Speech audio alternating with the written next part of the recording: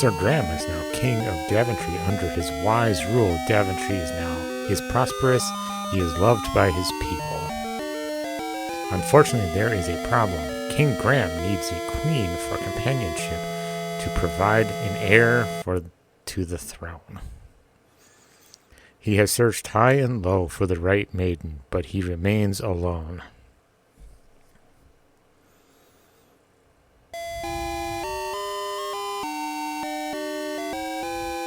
An idea comes to him. He goes into the magic mirror and looks into its depths.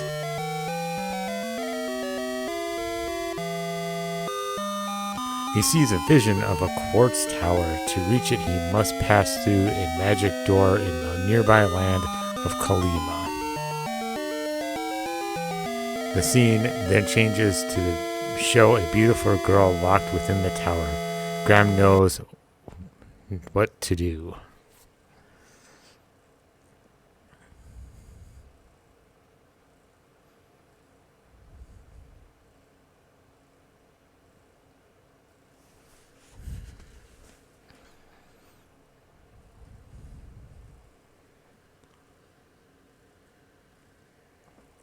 Bravely, he sets off to find the land of Kalima and the beautiful maiden. All right, here we are in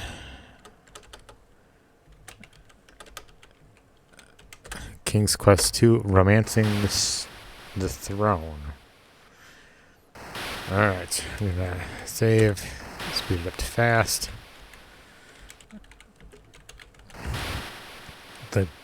The glittering white sand of the beach feels warm from the sun. The azure water of the ocean laps up to its edge. Okay, so not a blind playthrough. I know this game pretty well. It was the first game I saw the end screen to, so I played it when it was contemporary, so I am that old. So I haven't played it in quite a while, but I did play it an awful lot, and I watched somebody else play it fairly recently. Dorian Shepherd, by the way. If I remember, I'll throw a link down below. When you pick up the clamshell, you see there is a sparkling sapphire and diamond bracelet under it. Well, by all means, take the bracelet.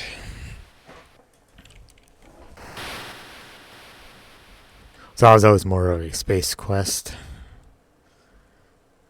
kind of fan than of King's Quest. So, but you know, I played all the Space Quest multiple times. King's Quest I haven't even played all of them. I played 1 through 6.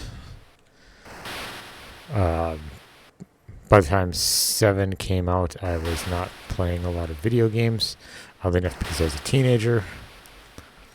And okay, so we made so this is similar in layout to the original, where you have a scrolling screen and it scrolls, like it repeats north to south. Yeah, we don't have what we need for Little Red Riding Hood. Well, really. Swim. But it is a fixed number, east to west. So.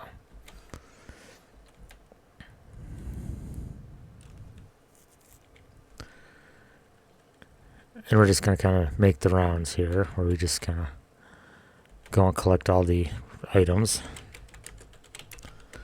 that we see just lying around. So you got to go through 3 doors. The first one's underwater. Oh dear. Bad screen. We'll skip that one. Okay, the poison lake, so. This lake is awful and stinking. It may be poisoned. All the vegetation looks dead around it.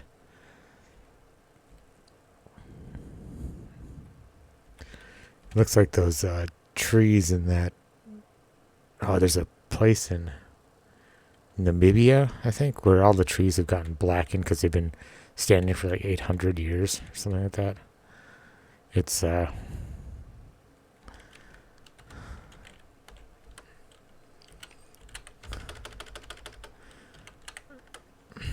right. Anyway, they've been sun scorched by being in the desert for 800 years. So, and like all King's Quest games, you always look in the logs. Is it this log or is it the one on the other screen? You look in the old log but see nothing special.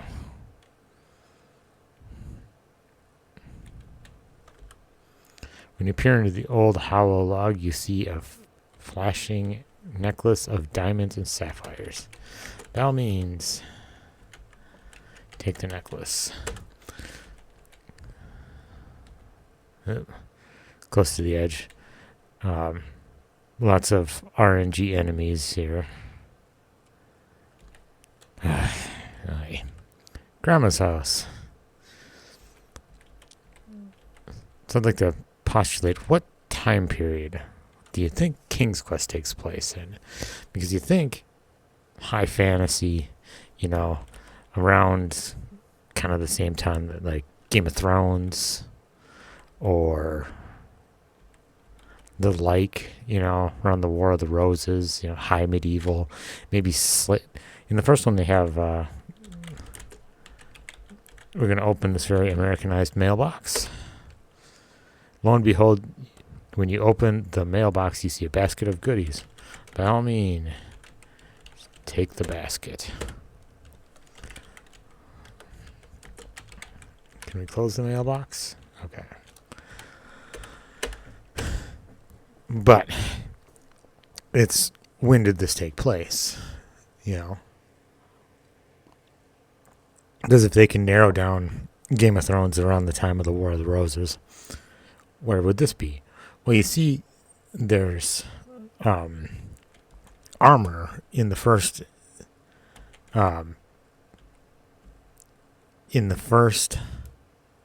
game. There's armor in the castle, but it's set up as displays. Well, if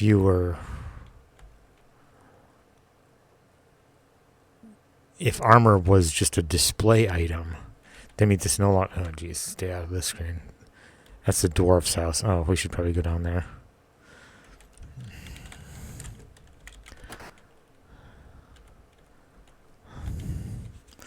Anyway, if we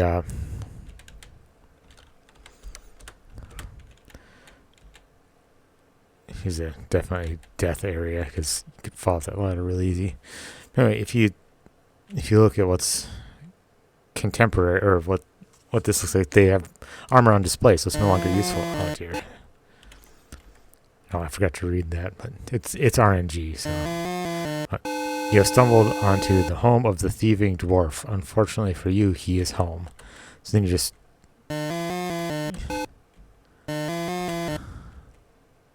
there we go. Yeah, we just keep hanging around in this house till he magically just disappears. It's just a dice roll when you enter the screen, so. It seems you have entered the underground home of the little dwarf. It is cozy with a fire crackling in the hearth. A pot of chicken soup bubbling above the fire gives a delicious aroma to the room. There is a trunk tucked away in the corner. So they mentioned two things, the pot of soup and the trunk. So obviously those are two things that we need. Take the soup. You're too far away. You grab the wooden handle of the bubbling pot of chicken soup and you take the pot with you. He's just carrying a pot of soup now. It's just, sure. Open that chest. Look in the chest. Not that. You look inside and notice earrings. Well, by all means, take the earrings. You reach into the trunk and get it. Close the trunk. Save after our thieving ways.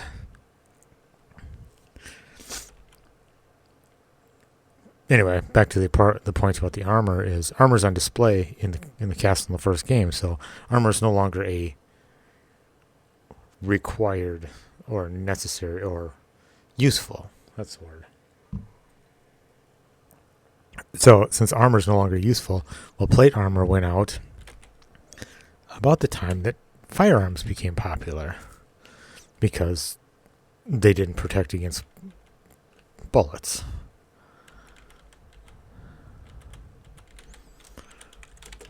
I'm going to get the flavor text for this one. Many trees shade your way as you journey through the land of Colima. One of these trees seems to have a door. It's the trope of the fairy door. So they're a thing that happens where I live. Occasionally you'll be out in the woods and you'll find this little tiny door in the base of a tree. And it's just it's a fairy door. So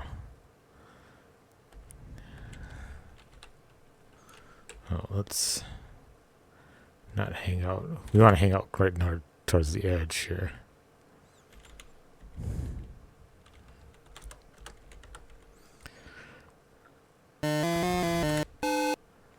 Because that's what happens.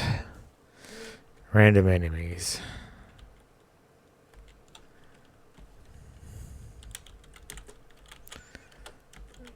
Look in that tree. Look in. Oh, dang it. Oh no, the dwarf caught you. You should check to see if he stole anything. He did. What did he take? Probably the earrings? No. Bracelet. What else do we have? I don't know. It's in his trunk.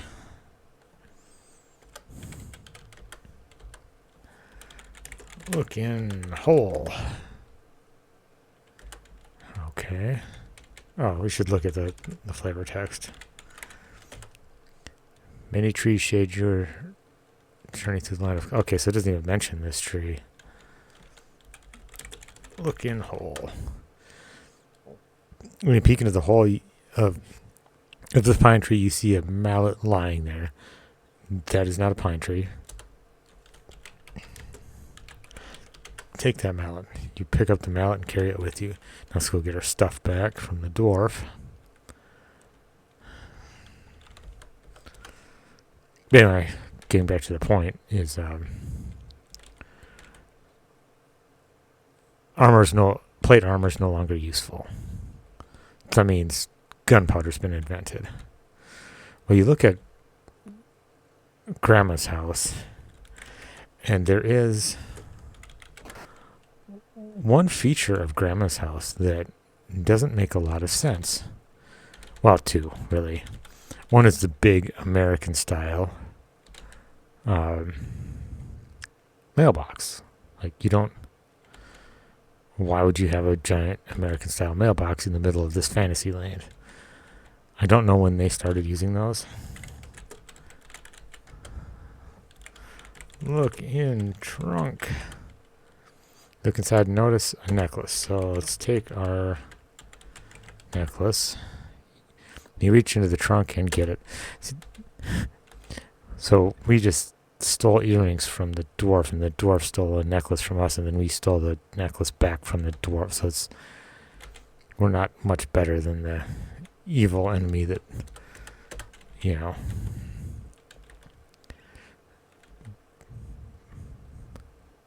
Alright, let's go deal with Little Red Riding Hood. But because Grandma's house is on the way, and that's where the point is I want to make. This house could not exist in medieval times, or even fantasy, or even early Renaissance, or whatever. One, it has a carport. Carports were kind of pioneered by that one architect, Frank Lloyd Wright. Just a place to park your car that wasn't out in the elements, and it wasn't a full garage. And it obviously has had use because there's... Here, we'll just... Oh, can you come back? Oh, yeah, here, I got a mouse. This right here is a carport. It's a Frank Lloyd Wright thing.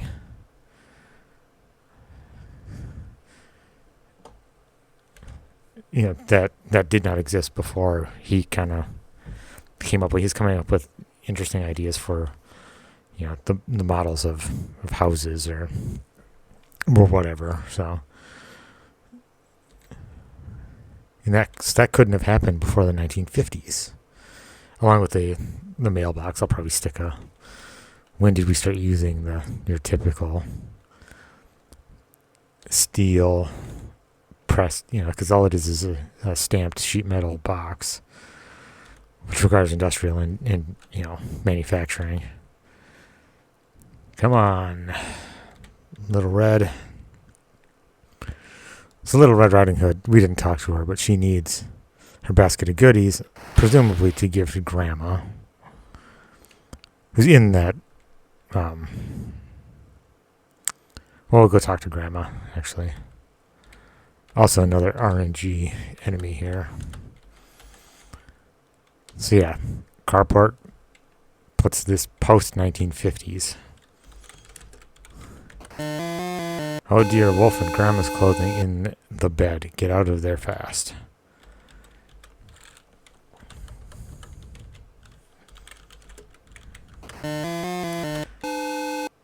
It is purely RNG.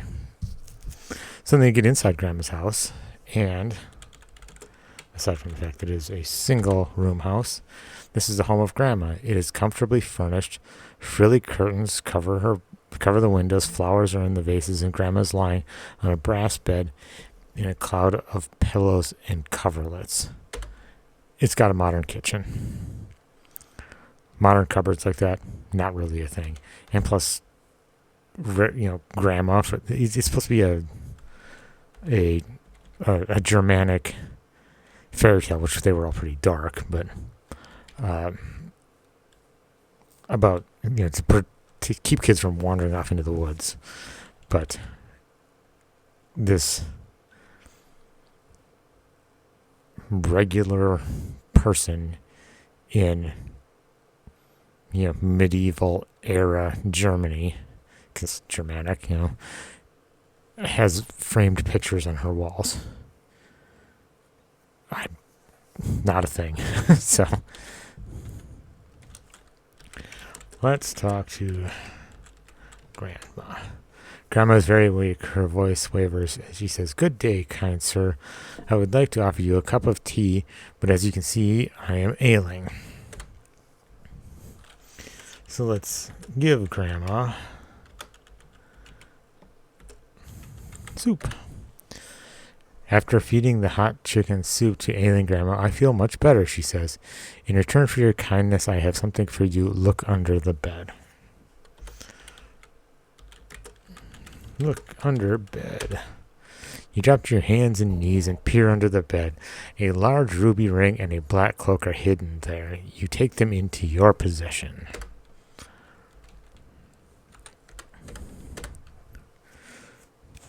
So yeah, Grandma's house, although single room, yeah, that tracks with the high fantasy time, But the fact that she's got modern cupboards.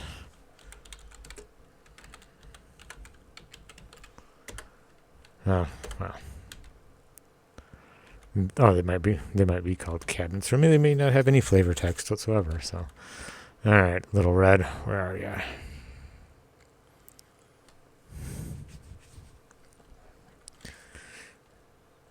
So all evidence points to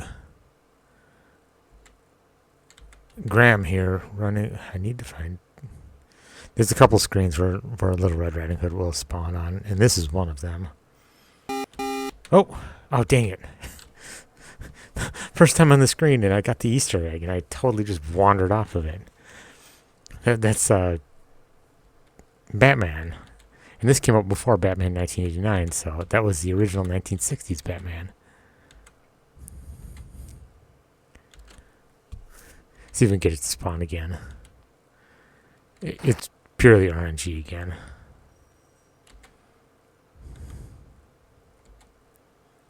Oh, come on.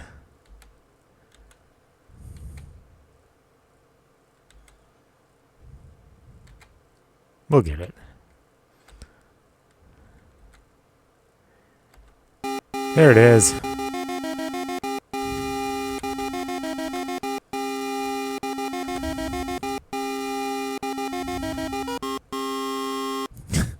I found that the first time I saw that Easter egg, the term hadn't even been coined yet.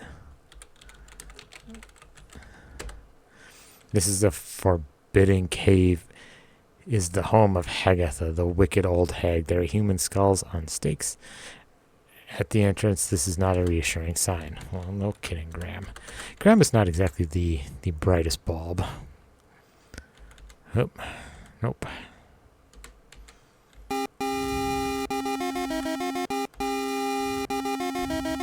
Then we get it again. So we'll come back to deal with it. There's an item we need inside the cave, but we'll come back later. Yep, that's a bad screen. So there's screens where bad enemies will RNG show up. So I make it a habit on these games to kind of hang out next to the edge for quick retreat. What is this? It appears you have run into Little Red Riding Hood. She looks troubled. Well, let's give girl basket. Alright. Come on, Little Red.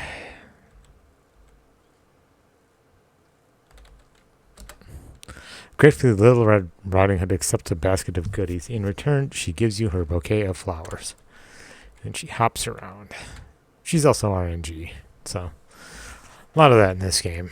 I suppose it adds to the playtime.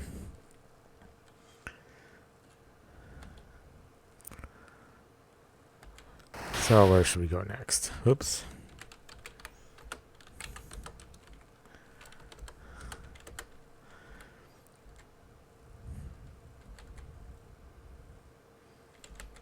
Oh, really?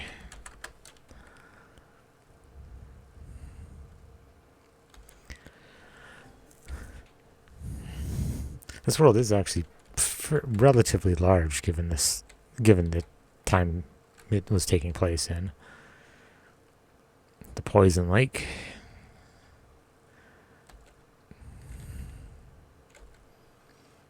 Instead of Granny's. Nope, we're not going to hang out on that screen. That bell sound is atrocious. Here. Just kind of grating.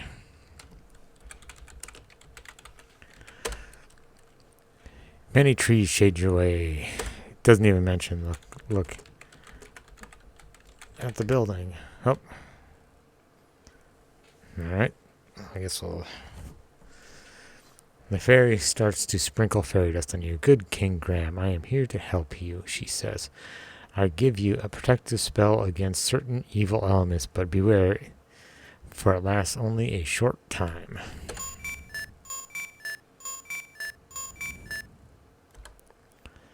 This is an old monastery. The monks living here often help travelers in need.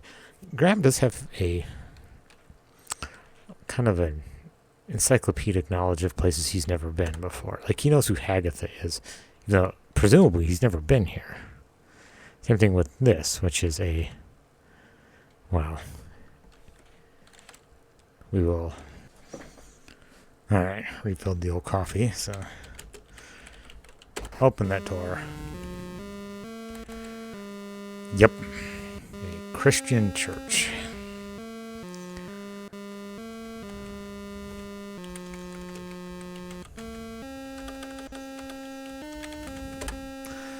The chapel of the monastery is plain and unadorned. A monk in simple clothing is bent in prayer towards the cross on the altar.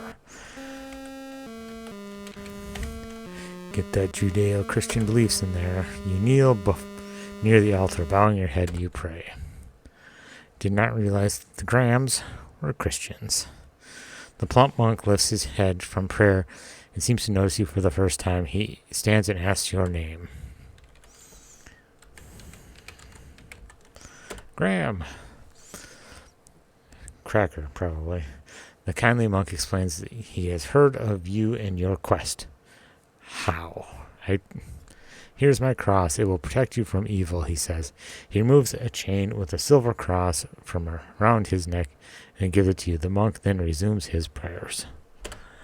So let's wear cross. You place the silver cross and chain around your neck and wear it as a necklace.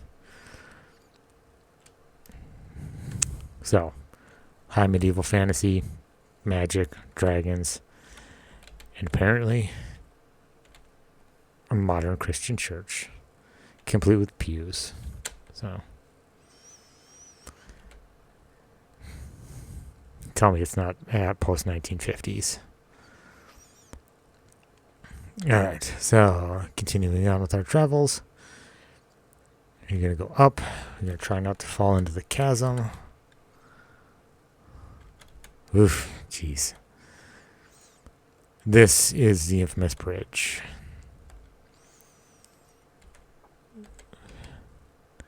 You can walk across it exactly the number of times you need to, and no more. So you cross this one too many times, and you're in a dead man walking situation, which Sierra was decidedly known for. You get 1 point for crossing. It's probably your only indication that if you cross it too many times, you don't survive. So,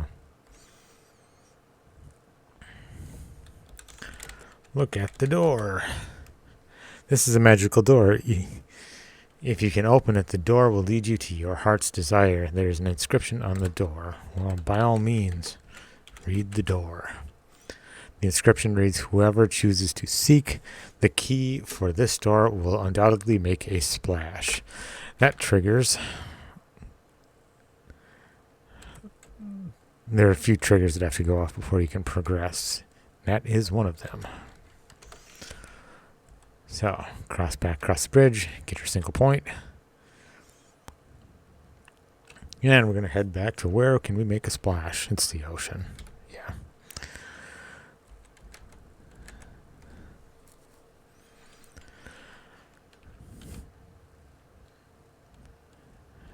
So, why play this game before any of the others, or before one of the good ones, or this was the first game oh, jeez. The wharf again. 1950s grandma house. This is not the best King's Quest game. In fact, it's more in the middle at best. Things I haven't played 7 or 8. This one's kind of in the middle. I'd say 5 and 6 are probably the strongest, followed by 4. Then maybe this one and 3. Anyway, here's the mermaid. You are too far away. Alright.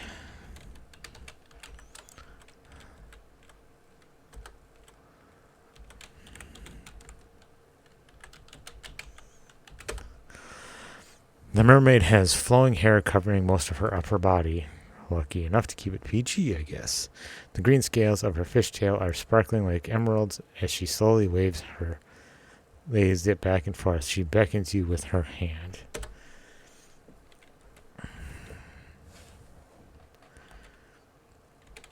I believe this is before The Little Mermaid came out. Also, that fairy tale is yikes. If you've ever read the original, makes that Disney one look much different. All right.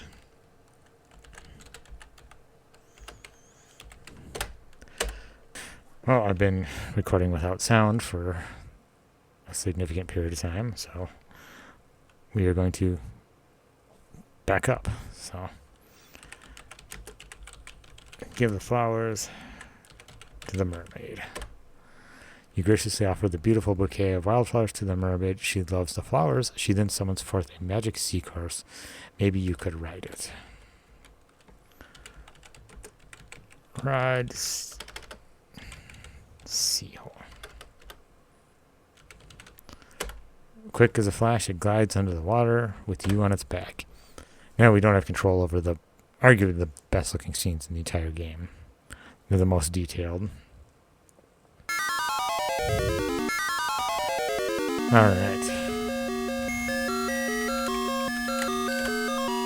At the bottom of the sea is teeming with fish and plant life. King Neptune rules this mighty underwater empire. Well, King Neptune is kind of known for the...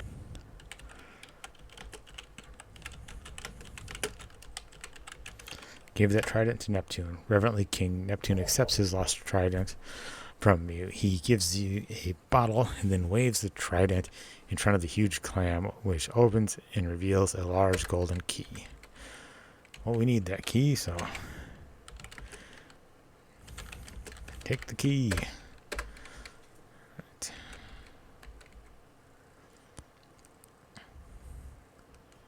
We're back. We have no control again. Or the most interesting screens. Just, it's a shame. But, I suppose, computers of the time. So, inside this bottle is a cloth that we need. So, take cloth. You pull a large piece of cloth out of the bottle. Why he gives it to us is beyond me. The key makes sense. Like, I mean, it doesn't make sense, but it makes more sense than just randomly giving us a bottle with a cloth in it. He's like, oh, here, you guys wear clothes. Here's a piece of clothing. So now we go to Hagatha's cave. And she's not in here.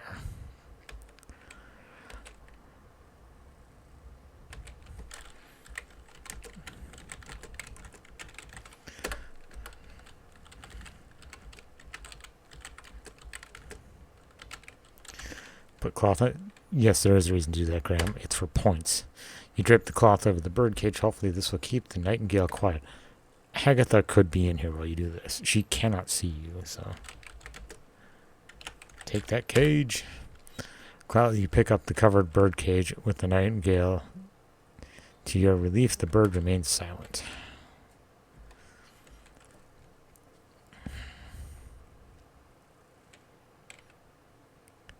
As you leave the dark cave, you remove the cloth from the cage.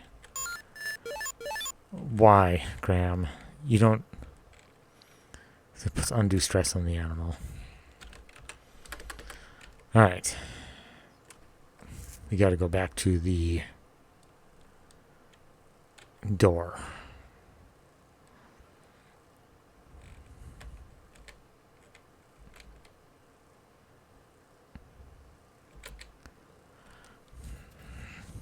We do have one cat that... Oh, jeez, really?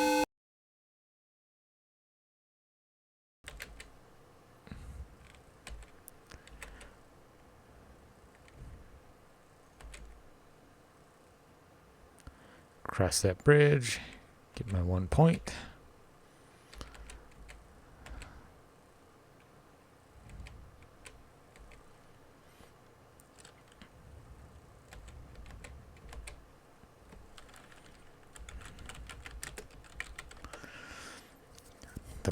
The key to the first door fits easily into the keyhole. You turn the key and presto, the door opens and the key disappears, revealing another second door with another inscription. It's a video game trope. You gotta do everything 3 times. Read that door. The inscription reads, whoever chooses to seek the key for this door should set their sights high. So now we have to go to the antiques dealer, which is the only other inhabitant of this town. You've got a dwarf that's apparently a thief, an enchanter who apparently seems to be homeless, an old lady, grandma, and then the antiques dealer. It's like it's all elderly people.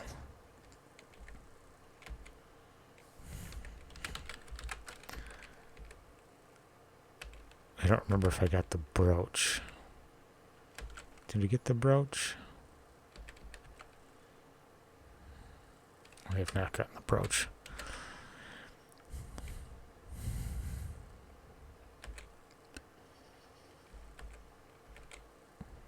So you should go get the brooch before we forget, because it's just purely a points thing.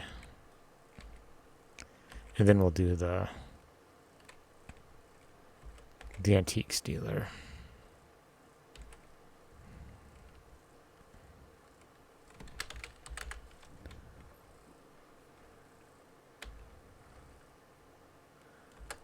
Graham has a knack for finding valuable treasures just out in the out in the forest, you know. There's a glittering diamond and sapphire brooch laying on the ground in the opening between the rocks. Well, by all means, take that brooch. Look at this brooch. I don't know what a snail would want with a brooch. Now, why don't you just get in the tub?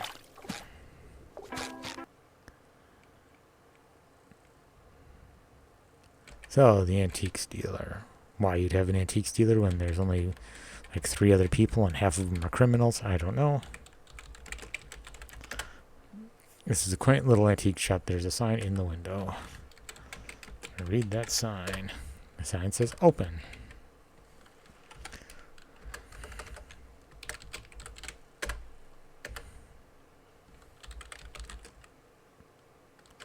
Oh no, we put that at the wrong spot.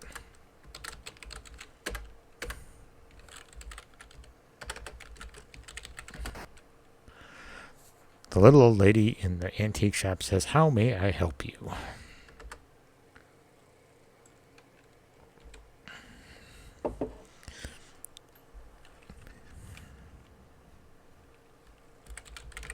Look around. You see nothing special. Look shop. You're inside a cute little antique shop. Old furniture and knickknacks clutter the place. Against the wall, a glass display case holds many small items. A little old lady asks if she can help you.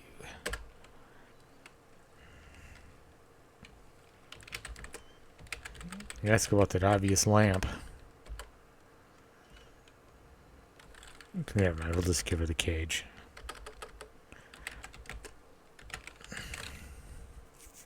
So she has the magic lamp that is right here. And if you talk to her, she's like, "Give me 2 treasures or return my cage." She's with her prize nightingale. You hand the birdcage with the nightingale to the little old lady. "My precious," she exclaims. In gratitude, she gives you the oil lamp. "Good luck," she says. She hastens you out the door and closes up shop. So we also have things from,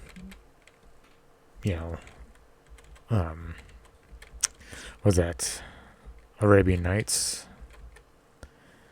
So let's get off the screen. This is an enchanter that can show up there in this one.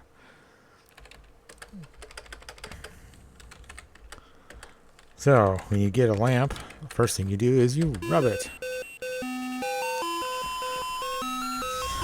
When you rub the tarnished brass lamp, you hear a poof, and the genie appears. "Master," he says, "I leave you a gift for you, a magic carpet." The genie then poofs back into the lamp.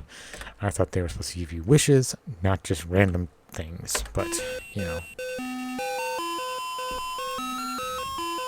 When you rub the lamp, you hear a loud poof, and the genie magically appears. "Master," he says, "I leave you a gift for you, a beautiful sword." The genie then disappears in a puff of smoke.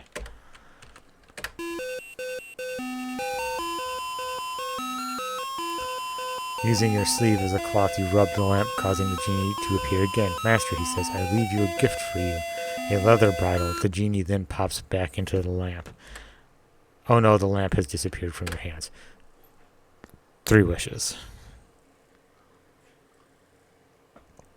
Or in this case, 2 items you use and 1 that is a misdirect. So, look at the sword. Sword. The shining sword is not incredibly large, but it is very sharp. It has a snake carved into the bronze handle. Why is it always swords? Like all the games, they always make it out swords. It was like a pistol back then. It was self-defense only kind of a thing. People did carry swords, but they were for self-defense. If you went to war, you would use a spear. It always bothered me about Lord of the Rings that everybody's carrying a sword. It's like a sword is way shorter than a spear. You want to keep them as far away as possible, but rant over anyway. That is our... So then we go to bridle. The leather bridle is studded with a silver rivet and a silver bit. That's it. The biggest moon logic puzzle is coming up, and it took me such a long time to even figure that out. It took me till the internet was invented to get through that puzzle, and it annoys me to this day. So, ride that carpet. Go, Graham, go.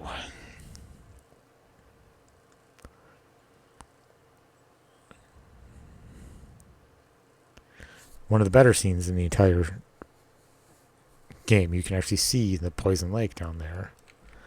It's a nice bit of detail. It's kind of like Space Ghost 2 when you could see the platform off in the distance. Look out, there's a poisonous viper blocking your path. It is not poisonous, it is venomous, but Roberta Williams never learns that lesson. Oh, and I just spilled coffee all over my desk. That is awesome. Alright, so this is the moon logic puzzle. And those trees always look weird. There are a few pine and fir trees on this mountaintop. It looks more like a combination of a birch tree and a 1960s Charlie Brown-esque tree. Talk to the snake. Stay away or I will strike. So you can hypnotize him using oops. What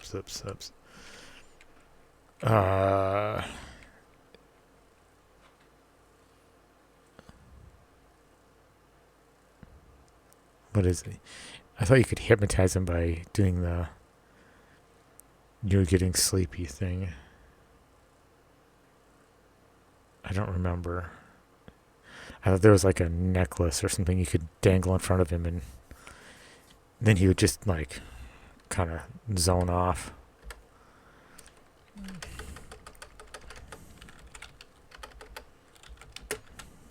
We'll try it.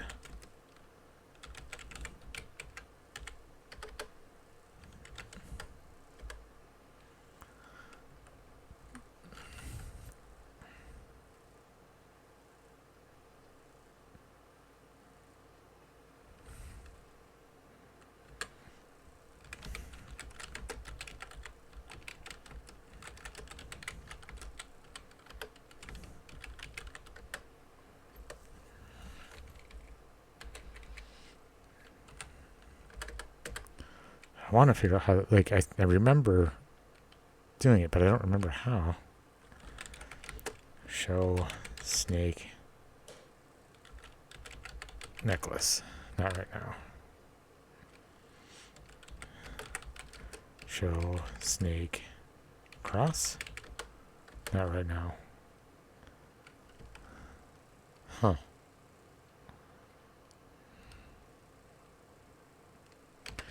Anyway, I'm probably remembering incorrectly, but the snake, I thought you could hypnotize it. Maybe you can't. Maybe that's just the Mandela effect here. But you have a sword with a snake on it, and then like minutes later you encounter a snake. Seems pretty straightforward, right? But if you kill the snake, you don't get, of all things, a sugar cube. So...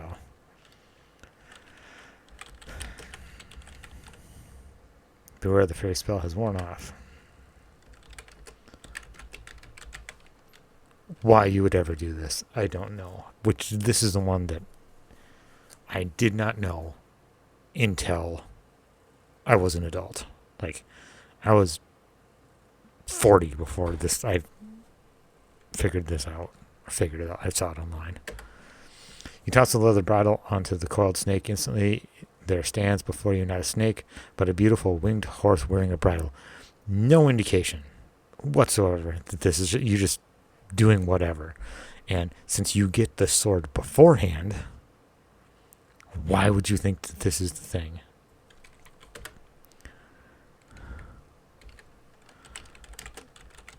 Talk to the horse. Thank you, kind sir, for saving me. An evil enchanter, of course they're always evil, turned me into a snake when I refused to be his steed. To repay you, here's a magic sugar cube that will guard you against poisonous brambles. No logic. This is the epitome of moon logic. And then he flies away.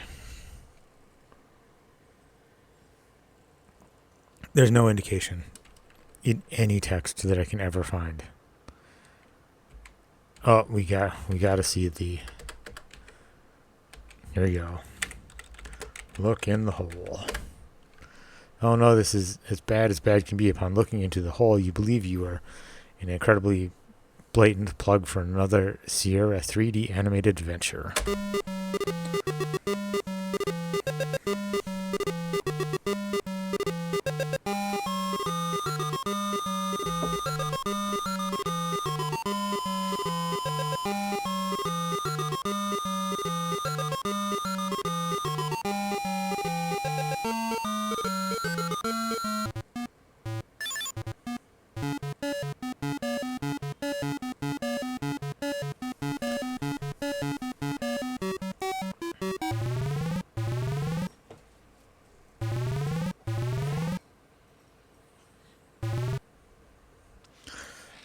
Briefly befuddled by this bizarre event, you brace yourself and continue with the quest before you. Awesome Easter egg. Of course, Space Quest 1, one of my favorite games. So,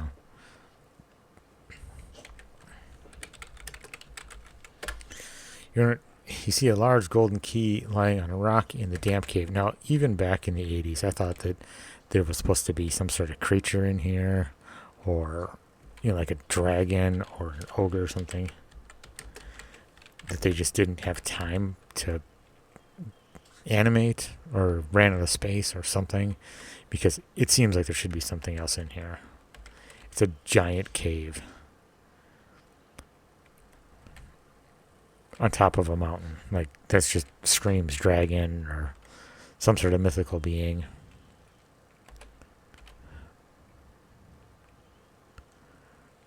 Alright, and we are done with this part of the... Now we fly back.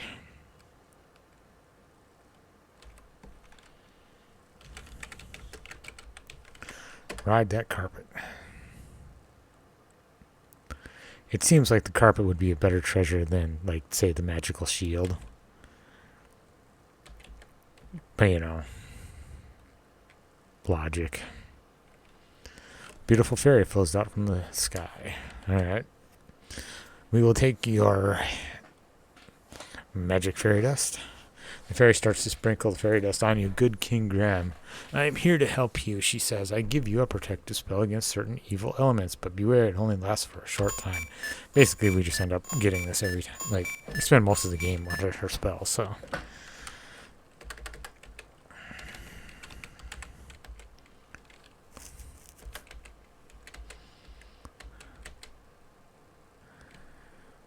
Up to the monastery. Let's try not to fall into the chasm.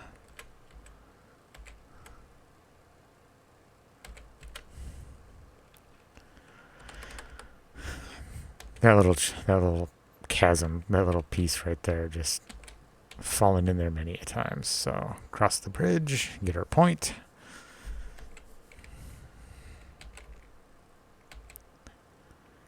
And go unlock this door.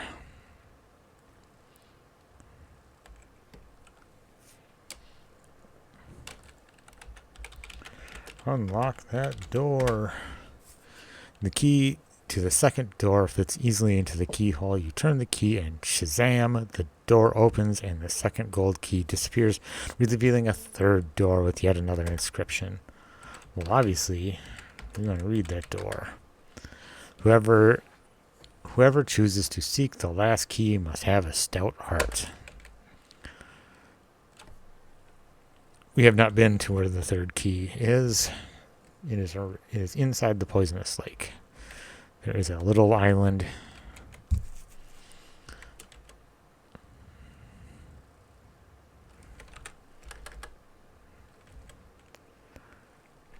Which will probably get some falling deaths because...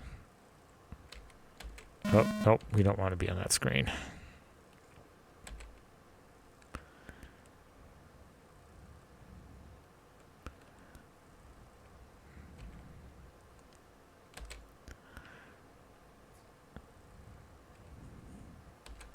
It's a very sparse forest.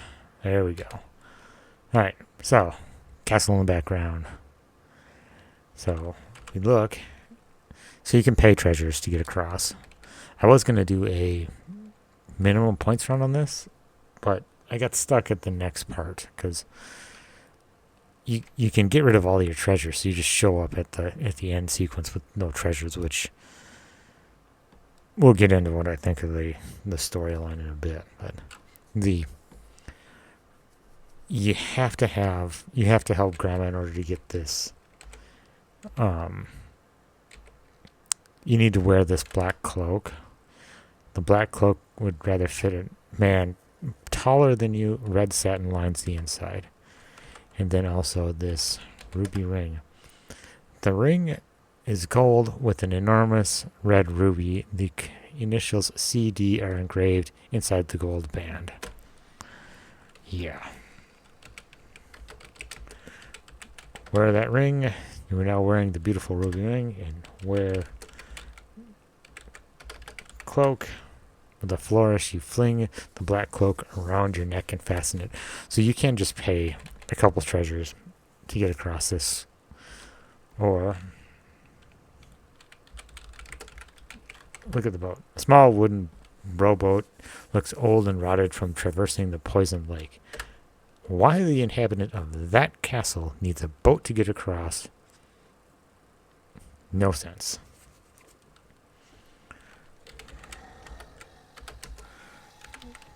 Oh my god, my dog just made the most ridiculous noise ever. The shrouded ghoul looks at your ruby ring on your finger and the black cloak around your neck. He motions for you to enter the boat, which you do. You must have fooled him into thinking that you were someone else.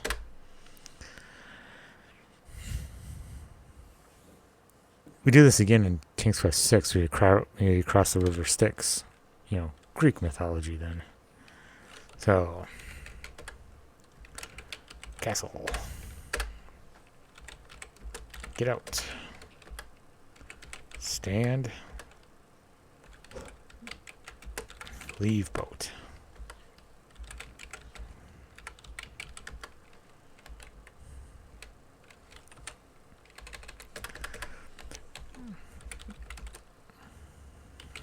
Look around.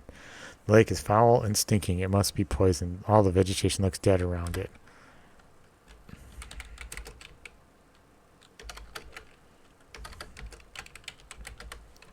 The castle looks cold and foreboding. 2 dark towers rise on either side of the castle, surrounded by deadly thorns and brambles. Poisonous brambles.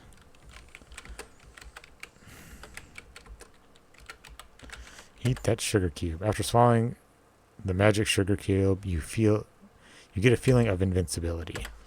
This part absolutely was miserable, like as a kid, because it's like a pixel wide that you have to walk through here. Otherwise, you just die with these brambles. But you eat a magic sugar cube and you can just walk right on through them. So you don't need the sugar cube. Copyright.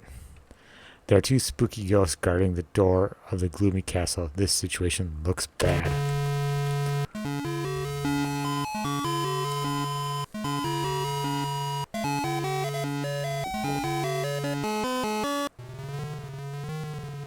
Yeah. Michael Jackson's Thriller.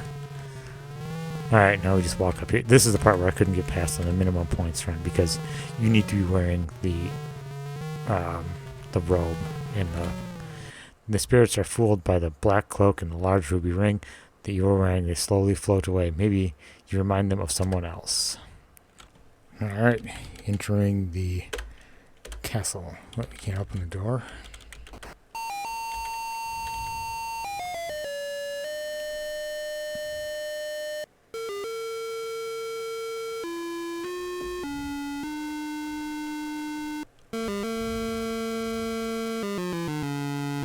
Some spooky music there.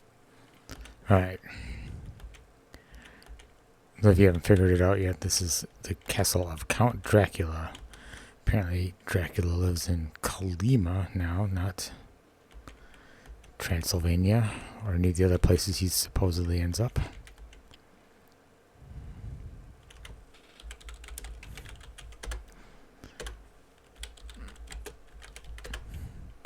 The bed is lumpy and sagging in the middle. A faded old quilt covers it.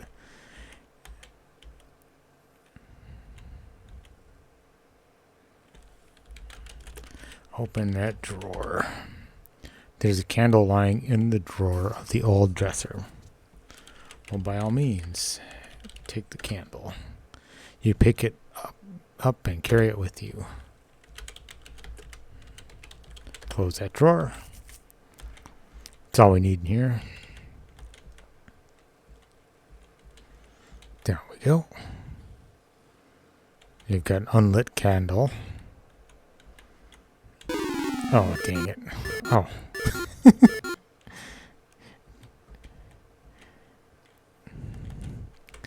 gotta get my numpad ready here, so.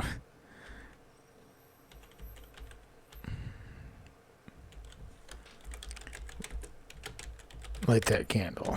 Light. Candle. You hold your candle up to the blazing torch. It now catches. Your candle is now lit.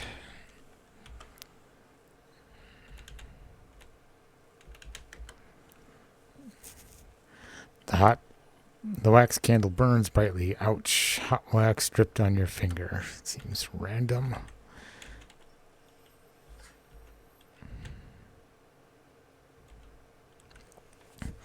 Now we're going to go to the basement. These archways are massive, assuming Graham is like 6 feet tall.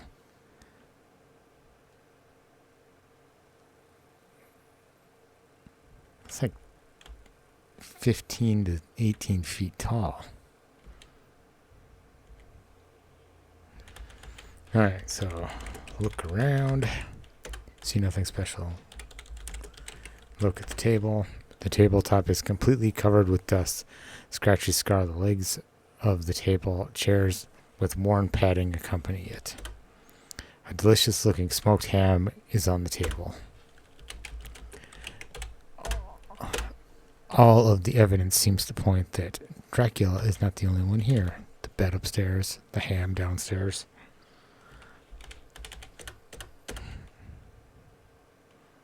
Alright. No, the sugar cube effects have worn off. That is unfortunate, but I think there's a trick. I don't know.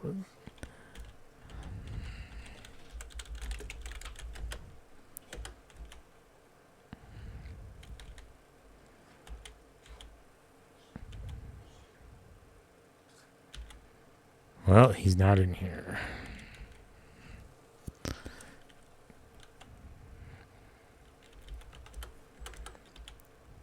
Nope. RNG again. There he is.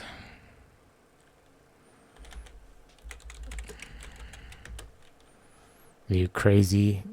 Dracula hangs out here and you want to stand around looking at things?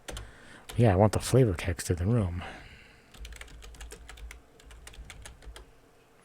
With trepidation, you lift the heavy lid of the beautifully carved coffin. Your heart beats wildly when you see a vampire laying asleep within it. It must be Count Dracula. Kill him.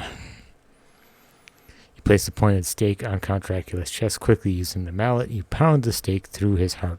Dracula disintegrates into a pile of dust. A small silver key is left behind in the coffin. Take key. Okay. Look in coffin. Trembling with fear, you peer into the ornate coffin. Finding it unoccupied, you see the interior is lined with shiny red satin. A red satin pillow lies at one end. By all means, take the pillow. You remove the shiny red pillow from the coffin. Lo and behold, a large golden key was under the pillow. Well, I'll take the key then. So the little key is for a chest, and the big one is for the door. No points in figuring that out.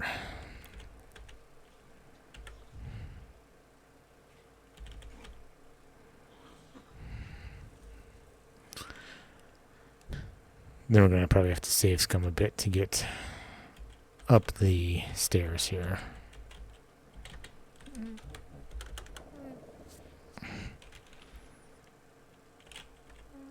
We're not going for all the points, but we're going to put forth the old college effort here to get all the points.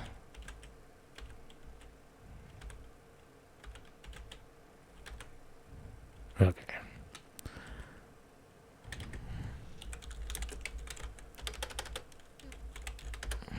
See nothing. Dusty old chest is closed.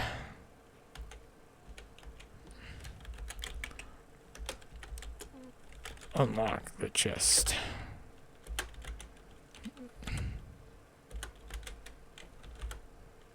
With hands trembling, you fit the little silver key into the lock. Slowly you turn until you hear a click. The old chest is now unlocked. Well, open the chest then. With a creak and a groan, the old lid opens, dragging cobwebs with it. Looking into the interior of the musty chest, you see a dazzling diamond and sapphire tiara.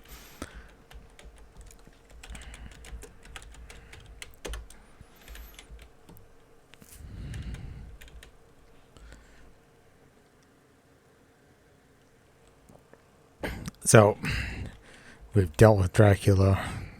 We broke into his house and killed him.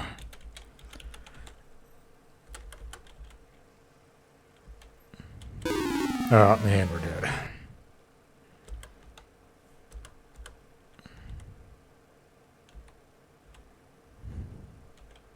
The one screen where you don't continue walking, so.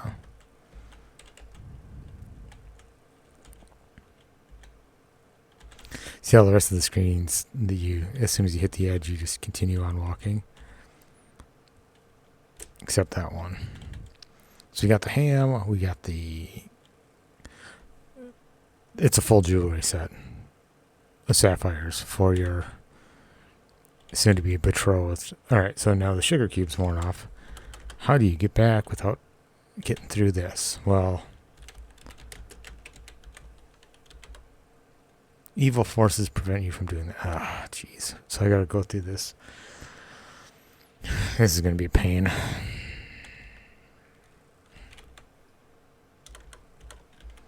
Will we die? Yep.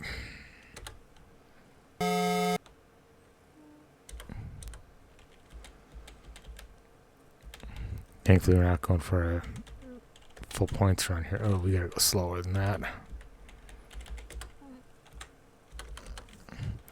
we're just gonna save scum our way through here.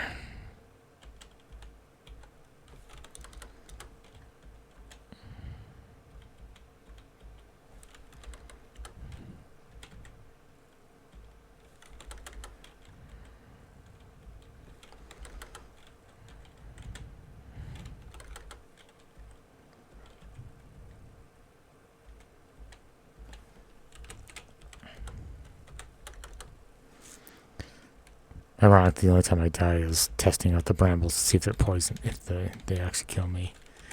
Get in the boat. You climb into the decrepit rowboat, and the shrouded fiend paddles across the toxic lake to the shore.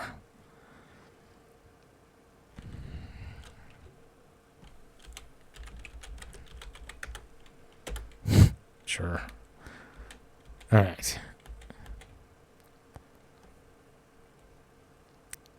The castle doesn't make a whole lot of sense. I toured a bunch of castles in Europe and doesn't make a whole lot of sense.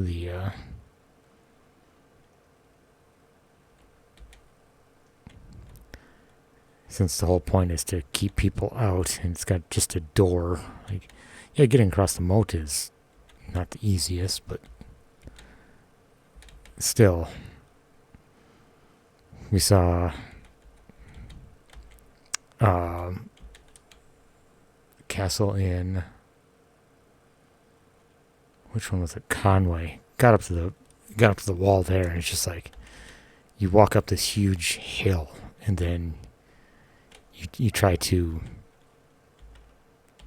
trying to climb that wall would be. They're definitely designed to keep you out. Let's tell you that. So having just a door on the outside that's just like a path walking up to it doesn't make a whole lot of sense.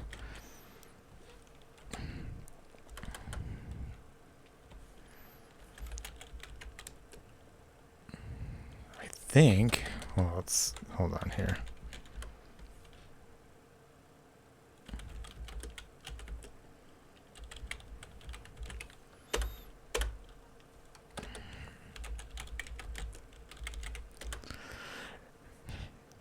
The key to the third door fits easily into the keyhole. You turn the key and presto, the door opens, and again, the key disappears, revealing the world unlike any you've ever seen before. 'Cause it's purple!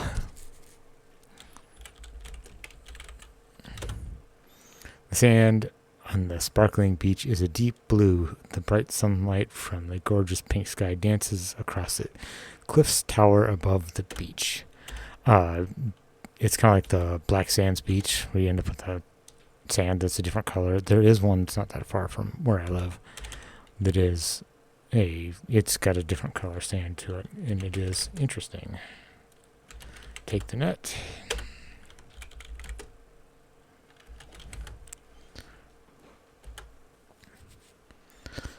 Alright, we're in the end run here. So this beach is only like 3 screens wide. There's not that much left to do. We just have to get to across this purple ocean, which apparently is super dangerous to be in. It has currents or whatever, so we will not be jumping in. So now you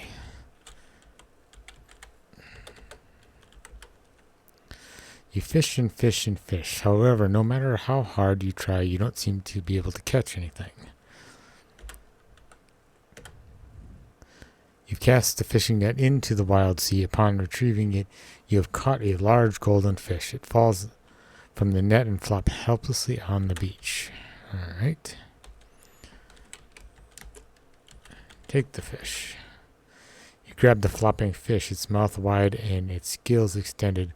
With difficulty, you hold the fish as it twists and turns in your hands.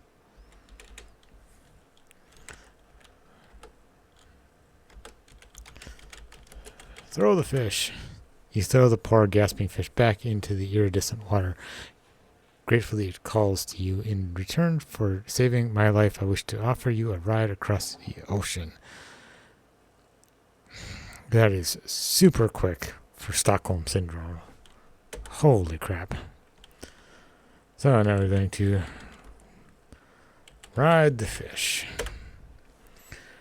Yep, that's right. We are riding a fish to the island. So we are at the fantasy island here.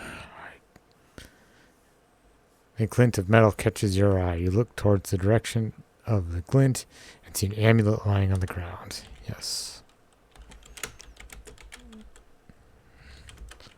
Take the amulet.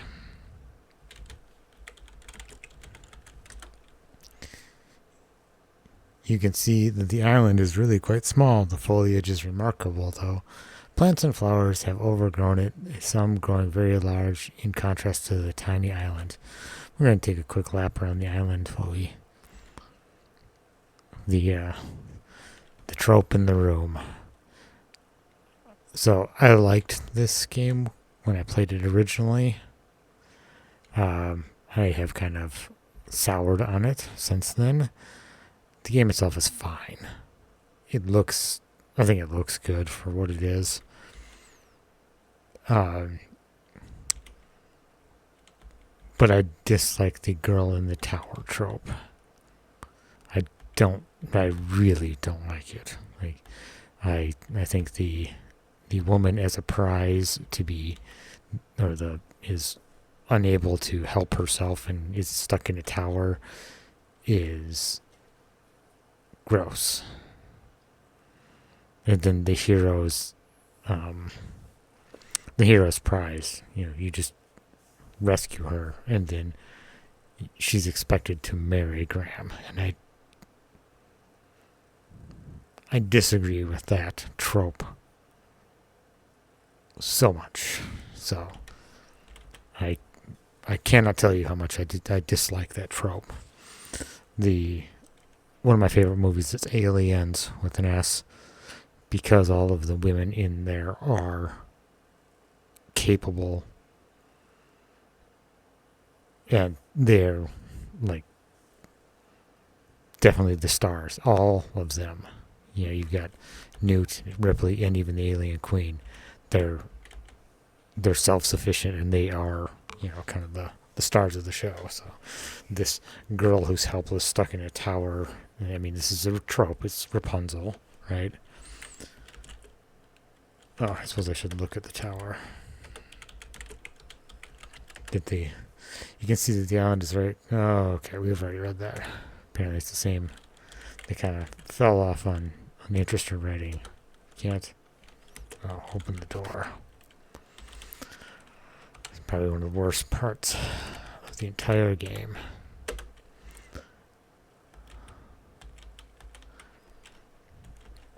Oh. Had to get our numpad back up here.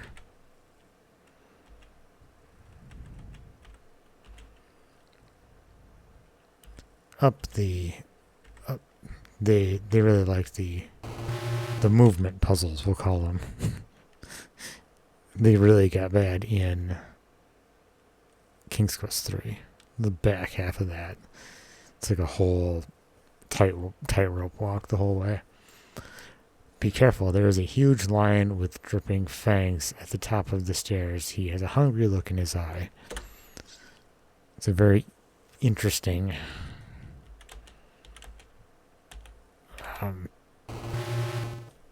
guard here. Like, talk about impractical. Jeez.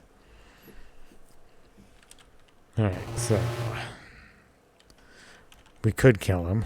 We have the sword, but who wants to kill the lion, right? We do, however, have a ham. Throw the ham. Hungrily, the lion gobbles down the smoked ham and then falls fast asleep. Even though he's still roaring.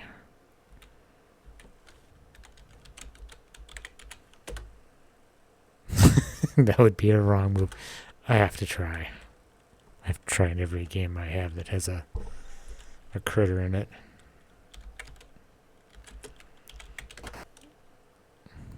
You have found her, the girl from the magic mirror. She is even more beautiful than you had imagined.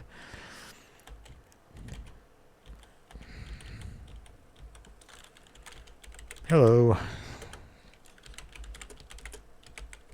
Talk to the woman. My name is Valenice. What is your name? Graham. Oh, Graham, I am forever grateful to you. This is why I hate that trope. Hate it.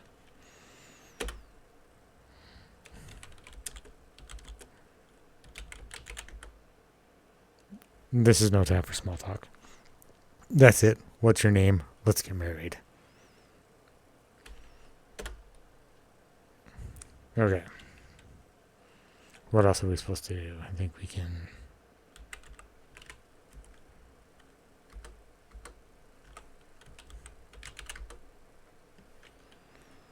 Come closer, kind sir. Oh, there they go. Tentatively embrace the beautiful girl. Your lips meet hers, and you are both in ecstasy. This was all well worth playing the game for. Oh, I thought we got points for it. You murmur the word home. A tingling sensation envelops your body. You black out for a second. When you come to, you see you are somewhere else. Oh, I guess we did get to. Congratulations, King Graham. You have won the hand of beautiful Valenice. May you two live happily ever after. I wanted to use the amulet before.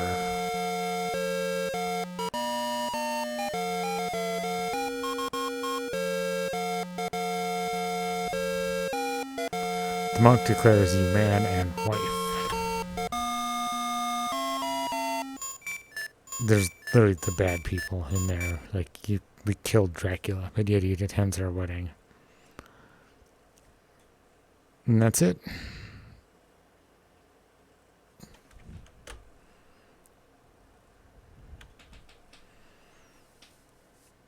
So, I have my opinions of the game. I like the art style. I really do. It is great, and it's an improvement from 1. There's just those little details make a huge difference. Just like little bits of flowers, and just a handful of pixels makes a huge difference. The storyline I absolutely despise. It is, even for the mid-'80s, this is tropey.